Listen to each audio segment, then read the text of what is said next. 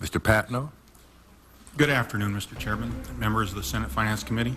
My name is David Patno. I am currently an enrolled agent in Camarillo, California, representing taxpayers before the collection divisions of the Internal Revenue Service for over 7 years.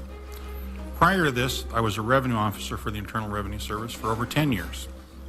During my tenure with the IRS, I was a revenue officer, an on-the-job instructor for trainee revenue officers, an instructor for revenue officer training schools, Phase 1 and Phase 2 sessions, and an offer and compromise specialist and an advisor in the special procedures function. I have worked in the Anchorage, Alaska, Shreveport, Louisiana, and Brooklyn, New York IRS offices, which provided me with a great opportunity to see how collection worked in different areas of the country. Now working as a taxpayer's advocate, I have had the opportunity to see things from the other side. It is from this wide range of experience that I speak to you today. Despite what I believe to be a rather unique background, I have found dealing with the IRS personnel to be quite disturbing in a few cases and downright maddening in others. In testimony before Congress, former IRS District Chief David Patno effectively described the agency as a terrorist group, that is, an organization that uses the threat of lethal violence to terrorize people into surrendering their legitimately earned private wealth. According to Patno, more tax is collected by fear and intimidation than by the law. People are afraid of the IRS. In recent years, the IRS has adopted the pose that they are providing services to taxpayers, whom they refer to as customers. But the supposed service they render is the seizure of wealth from their purported customers, who are more accurately described as victims. Calling a taxpayer a customer of the IRS is a bit like referring to a rape victim as the assailant's date. Wearing bulletproof vests. This guy, I can't tell. In their unguarded moments, IRS officials will admit that rather than providing a service, they are waging war on the public. This was made clear in the memoir Confessions of a Tax Collector by former IRS Revenue Officer Richard Yancey. According to Yancey, the language of war and the culture of conflict are the only means to prepare us for what is expected of us. How else could they, the commissars whom Yancey and his fellow cadres in the agency, demand what was expected of us? You can't take the life savings of income tax victims, their car, their paycheck, the roof over their head, and the heads of their children without dehumanizing them, without casting yourself in a role that by necessity makes them the enemy. One of Yancey's supervisors considered taxpayers to be at best fodder for the firing squad. That official, Yancey recalls, ended a profanity-strewn tirade by describing taxpayers unable to surrender every dime demanded by agents of federal extortion as deadbeats. If it were up to me, I'd line them up against a wall and shoot them.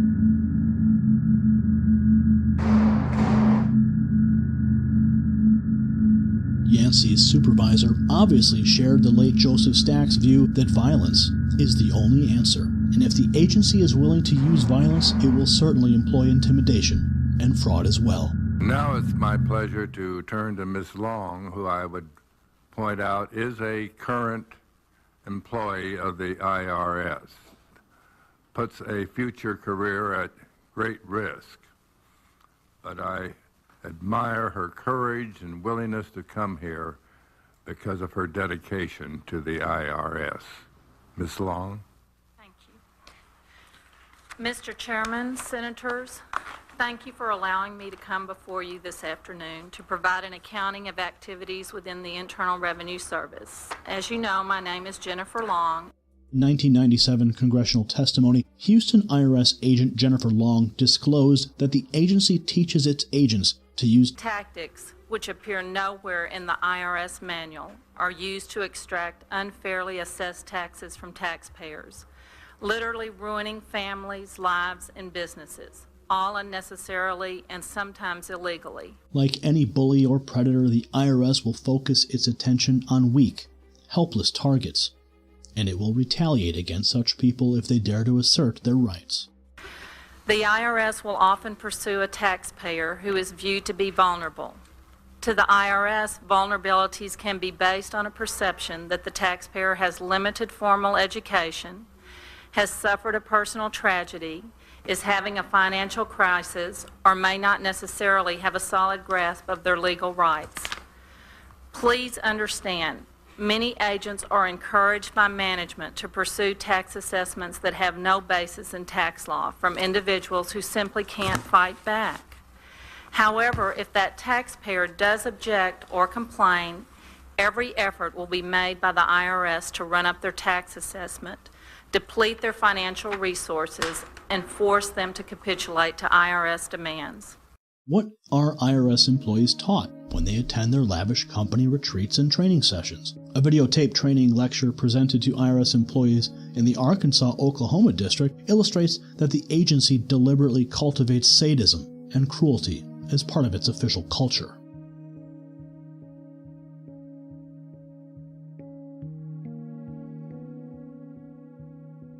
In his lecture, the IRS trainer, referring to the agency's victims, told his audience to make them cry.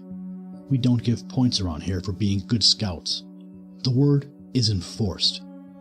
If that's not tattooed on your forehead or somewhere else, then you need to get it. Enforcement, seizure, and sales. That's our mindset. You're not out there to take any prisoners. Prisoners are like an installment agreement. They have to be fed and clothed and housed, all that stuff. They're expensive. We're not here to do that.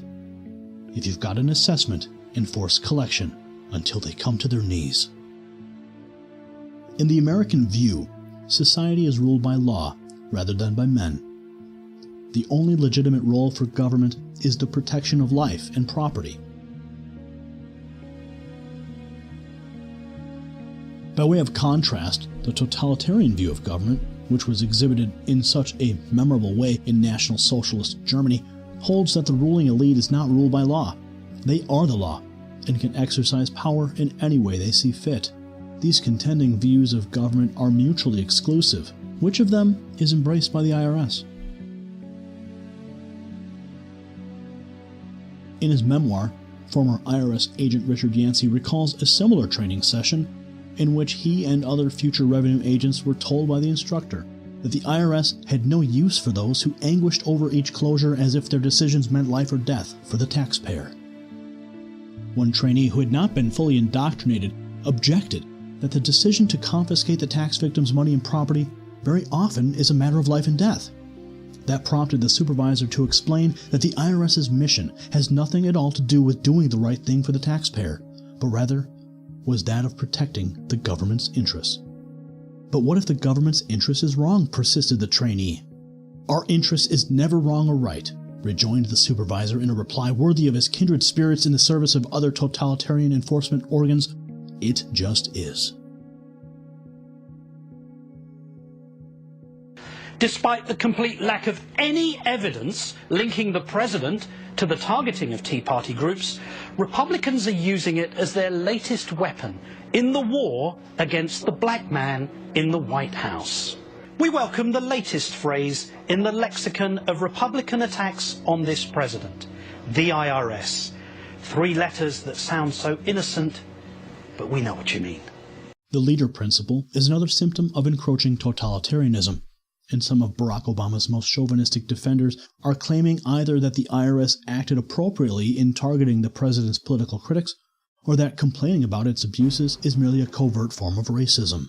This ignores the fact that Richard Nixon faced impeachment for using the IRS in precisely the same fashion that the Obama administration employed it, that is, as a cudgel to beat and intimidate the president's opponents.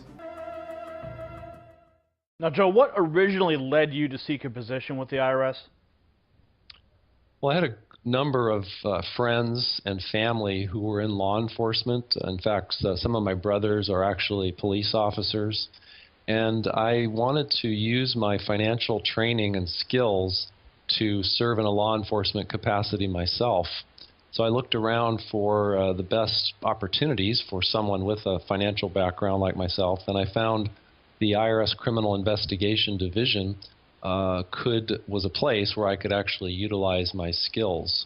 And I was really quite disappointed after 3 years into that career to learn just how many lies the IRS and the federal government were telling to the American public, and I refused to take part in it. I asked questions of my supervisors and wanted to get to the truth of the matter, and my supervisors at the IRS would not cooperate with me in any way. And even though they had taken an oath to support and defend the Constitution, just like I had, they were refusing to address these very important matters. So I had no other choice but then to resign from the IRS back in 1999. IRS, for decades, in their literature, in their internal manuals, has used the word voluntary very, very frequently. And the reason they do that is, of course, because the federal income tax, to a large segment of the population, has to be voluntary in order to maintain its constitutionality. But in day-to-day practice, the IRS pulls out a club and basically beats the American people with it. So looking at the IRS's conduct versus what they say in their literature would give an American pause if they would just take a look and compare. I used to be in the lunchroom with other special agents, criminal investigators of the IRS, and there was really a very flippant attitude towards the public. I don't recall anyone ever saying that they'd line them up and shoot them, but a very flippant, nasty attitude towards the public. And I think that's endemic in the IRS culture, because so much of what the IRS does is wrong, it's illegal, it's immoral. And I think that this has an effect on the agents. And so basically all that they can do is laugh and joke, make fun of the American people, of the taxpayers. And I was quite uncomfortable with that kind of an attitude. I'm sure I wouldn't be surprised if it got to the point where they would make ugly statements like that. It is quite common that you'll see joking and nasty statements towards the public. And I don't think it's necessary. And I think, again, it's endemic within the IRS because of what they do on a day-to-day basis.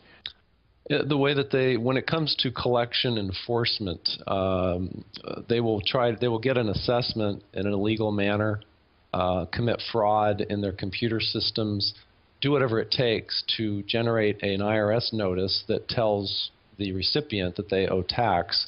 And then when it comes to the collection phase, the enforced collection phase, the agents will do whatever is necessary, tell banks whatever is necessary to get the money out of the bank account, lie to county recorders about the legitimacy of a lien or a tax debt. There's hardly any accountability on the average IRS agent to obey the law, and many of these agents don't even know what the law says. They just listen to their supervisor who tells them what to do. So you're saying that the IRS actively lies to banks and other official entities in order to get money from the American people? I'm afraid so. The agents will actually, there's this fervor inside the IRS.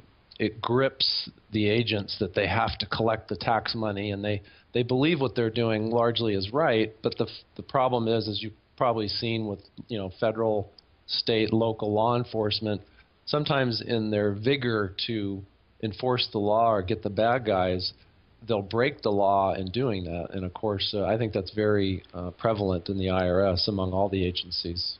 The fact of the matter is that, and again, this is something that drives me crazy, that the American people don't pay closer attention to, and that is how many lawmakers, how many government officials, give their collective fingers to the American people and to the government about their own tax obligations, and the government officials are largely the biggest cheats there are. And when there's these confirmation hearings and other scrutiny, the truth comes out that they are about as hypocritical as one can get. And I fail to understand why the American people don't get more upset and do something about this double standard, where the American people are expected to dot every I and cross every T. But all these officials who are administering the system, even the Treasury Secretary himself, are not dotting I's and crossing T's, and they're actually cheating not only the system, but their fellow Americans. And I think, if I had any advice to give the average government employee, it would be, sure, your paycheck and your pension are important, but they're not near as important as doing your duty and obeying your oath. Now, Joe, when you went to your superiors and you asked them about the law and the voluntary tax system, they asked you to resign, and you did so. Was there any retribution after you spoke out publicly? Not initially. I resigned in 1999, but eventually the full force of the IRS and their big brother, the Department of Justice, came at me with everything they had, including criminal prosecutions, civil fines and penalties.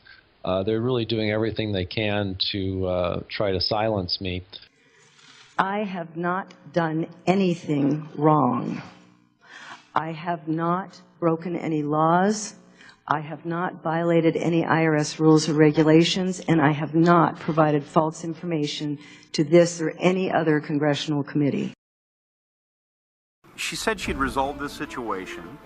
She said she had stopped the targeting of conservative groups. A year later, she demands a group fulfill a request for the inappropriate information. That this administration has a penchant for seeking vengeance against those who want to speak out against it. IRS, in effect, put all these groups in a box by delaying their exemptions, by auditing others, and even auditing individuals personally. Is there anything that this administration will be actually held accountable for? The IRS uses fear and violence to force people to submit to its will, not because it's collecting revenue to fund vital government operations, but rather as part of a program of social engineering. Within just a few years, this agency that rules through terror will be in charge not only of our wealth, but our health as well. That's when we will no longer have to choose between death and taxes, because both of those matters will be in the hands of the IRS. That is, they will be, unless Americans finally decide to be rid of this instrument of state terrorism once and for all.